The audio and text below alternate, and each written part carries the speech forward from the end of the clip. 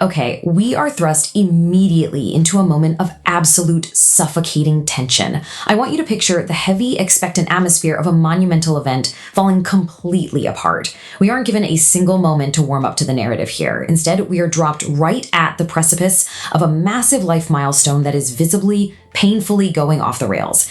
The sheer cinematic brilliance of starting a story right in the middle of a panic, it literally cannot be overstated. It creates this immediate sensory overload for us. We are forced to look at the meticulously arranged flowers, the rows of perfectly dressed guests, and the absolute deafening silence where a ceremony should be happening. It immediately demands that we ask, what catastrophic series of events led our protagonist to this absolute breaking point? Listen to the anxious murmurs at the altar. A hushed, desperate whisper echoes through the cavernous room. Don't panic, she will come. Now notice the intense, palpable dread layered underneath those supposedly reassuring words. This isn't just some minor scheduling delay where a bride is touching up her makeup. No, this represents the agonizing tension of a massive crowd. We're talking about the absolute upper echelon of high society, judging eyes and centuries of strict aristocratic expectation, all waiting for a woman who has completely vanished. That single whisper perfectly encapsulates the crushing weight of societal pressure closing in. The panic in the room actually stems from a terrifying realization taking hold of the groom's family. The very real possibility that our protagonist is actively, publicly rejecting the cage they have spent months building for her. And then the illusion completely shatters. We see a bride in a pristine, flowing white gown, but instead of holding a delicate bouquet of flowers, her hands are gripping a cold, loaded gun. Let me break down this brilliant visual contrast for you because it highlights a violently fractured identity. The white gown symbolizes the peaceful, perfect, domestic life she genuinely thought she wanted, a life of quiet afternoon teas and high society galas. But the heavy metal of that firearm, that represents her true inescapable nature. It is the danger, the mystery, and the chaos of the shadows she was born into. Seeing that pristine white silk brushing against the oiled steel of a revolver tells us everything we need to know. The fantasy of a normal life is dead, and survival is literally the only thing left. Section 1, the Malta Wedding Dilemma. Think back for a second to the pure innocence of the initial proposal. Will you marry me, Ernest Augustus? In this moment of profound vulnerability, Enola felt completely isolated from the harsh judgments of the outside world.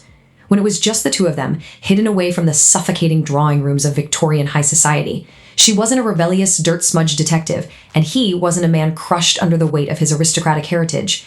They were just two absolute equals, daring to imagine a future together. This quiet proposal represents the ultimate beautiful fantasy, right? It's the fragile belief that their love could somehow exist entirely independently of their famous names, their demanding families, and their incredibly dark pasts. But of course, the fantasy abruptly ends with cold, unyielding logistics. A monumental, historic wedding mandated to take place in Malta. Now, Malta isn't just a picturesque, sun-drenched destination. It is an island of impenetrable fortresses, of ancient crusading knights, and of deep, imposing history. For our protagonist, it represents the suffocating grandeur of the Tewkesbury aristocratic lineage. It is the physical manifestation of the gilded cage she is willingly walking into. Actually, if you think about the very geography of Malta, an isolated rock fortified against the world, it feels rigid and trapped. It stands in absolute defiance to the untamed, unpredictable freedom she has fought her entire life to maintain. The location itself is a massive warning sign. Section 2, Identity versus True Love. 6 grueling years. That number is the foundation of her entire character arc. We are talking about a massive, irreplaceable chunk of her young life, dedicated obsessively to proving her worth in a world that desperately wanted her to remain invisible.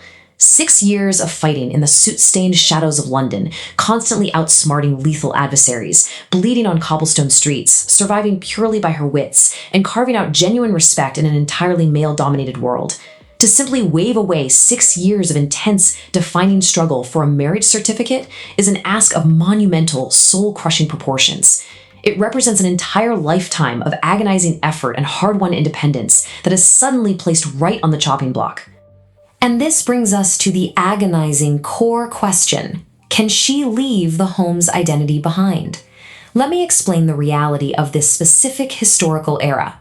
Taking a husband's name wasn't just a romantic, symbolic gesture. It was a total legal and societal erasure of the woman's previous self. The absolute dread she feels at the prospect of abandoning her hard-earned independence to become simply Lady Enola Tewkesbury is palpable. It feels like a fundamental betrayal of the girl who fought so hard to be recognized as an equal to the greatest minds in the country. It's not just a change of address, it is an existential threat. If she signs that marriage registry, the brilliant, unpredictable detective effectively ceases to exist in the eyes of the world. You see, the Holmes legacy is not merely a surname. It is a declaration to the universe. It signifies unmatched, terrifying intellect, an incredibly fierce independence, and a relentless, undeniably dangerous pursuit of absolute truth at all costs. She isn't just being asked to change the letters on her calling card. She is being asked to completely strip away the core tenets of her identity, to willingly put down the magnifying glass and pick up the porcelain teacup, to trade the absolute thrill of a rooftop chase for the quiet misery of a parlor room debate. For anyone bearing the name Holmes, surrendering that singular drive for the truth is entirely akin to a death sentence. Section 3. Sherlock Holmes is missing. Don't shoot. Your brother Sherlock has been abducted. Wow, the single line completely stops the world from spinning. The sudden arrival of this news completely rewrites the stakes of the entire narrative in a heartbeat. First of all, the presence of a physical pursuer right at the venue proves that the violent, unpredictable underworld has successfully tracked her to the altar. There is literally nowhere left to hide. But more importantly, Sherlock Holmes, the untouchable legend, the invincible intellect who has always been 10 steps ahead of every criminal in Europe, has been forcefully taken. The quiet personal dilemma of a troubled marriage is instantly violently overshadowed by a terrifying, seemingly impossible reality. Section 4. Following the hidden clues. A Sherlock Holmes never disappears without leaving a clue. Now, this isn't just some comforting thought whispered in the dark to make someone feel better. It is an unshakable, fundamental law of their existence. When you understand this rule, it completely changes the context of the crime. Sherlock's kidnapping isn't just a brutal taking where he is a helpless victim. No, it is a carefully orchestrated, high-stakes puzzle. Even in the violent, chaotic process of being abducted, his hyper-rational mind is actively working. He's processing the environment and intentionally leaving a cryptic breadcrumb trail specifically designed for one singular person to follow. He is speaking directly to his sister through the very architecture of his own disappearance. Let me walk you step by step through how this works, because when a Holmes communicates through extreme danger, they follow a distinct, brilliant pattern. Step 1 is the sudden disappearance, the jarring event that forcefully sets the board and removes the primary player. Step 2 is the obscure clue. This is the absolute masterpiece of their communication, a detail so incredibly minute, so utterly bizarre or out of place that the local police and the kidnappers themselves would entirely overlook it. But to a sibling raised in the same eccentric environment, it screams with urgent meaning. And finally, step 3 is the relentless chase. By deciphering the clue, an abduction transforms into a high-stakes intellectual treasure hunt where the kidnapped victim is secretly guiding their own rescue mission right from the shadows. Look at this absolutely fascinating sibling dynamic we have here. On one hand, you have Sherlock's unmatched, coldly calculating intellect. He sees the entire world, every interaction, as a sterile chessboard where every single move can be predicted and countered mathematically.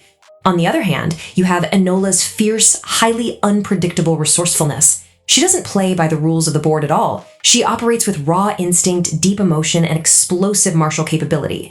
And this contrast is absolutely vital. Capturing Sherlock was only possible because a criminal mastermind finally outmaneuvered him on that rigid chessboard. But keeping him captured, that will be entirely impossible, because no criminal mastermind could ever mathematically account for the absolute wildcard that is Enola flipping the entire board over. He is too sharp, but only you can find him. This admission from their mother is profoundly layered, and it carries immense emotional weight. It explicitly acknowledges Sherlock's towering genius, recognizing that whoever managed to take him must be terrifyingly brilliant and incredibly dangerous himself. But more importantly, this is the ultimate passing of the torch. It is an acknowledgement from the matriarch that Enola possesses a unique, slightly chaotic genius that Sherlock entirely lacks. It confirms that the very traits she was terrified of losing to an aristocratic marriage, her wildness, her unpredictability, her refusal to conform, are exactly the traits required to save the greatest mind of a generation. Section 5. The ultimate mystery begins. Is this your blood? No, someone else's. This exchange is a visceral, chilling punch right to the gut. Think about the pure, pristine white wedding dress we saw earlier, the symbol of a peaceful, domestic future. Well, now it is deeply, irrevocably stained with the brutal reality of her mission. The flowing silk meant for sacred vows has literally become soaked in the violence of London's criminal underworld. It is a stunning visual metaphor. The stark crimson against the white fabric is the ultimate proof that her old life, her one fragile chance at absolute normalcy, has been permanently stained and altered by her inescapable duty as a Holmes. The parlor games are officially over. The stakes are now strictly life and death. So, the stage is set with impossible stakes. Let me ask you, what ultimate agonizing sacrifice will Enola have to make? Because to outwit a mastermind capable of capturing Sherlock Holmes, she must fully embrace the darkest, most dangerous parts of her brilliant mind. But in doing so, can she save her brother without completely losing her chance at love? Can she ever return to the altar and marry without losing her very soul to the shadows of the detective's life? The collision of her deepest personal desires and her inescapable blood-bound legacy is absolute. As the ultimate mystery unfolds in the grime of the city streets, we are left wondering, what is the true, terrifying price of family loyalty? And can anyone, even a certified genius, truly escape their own legacy?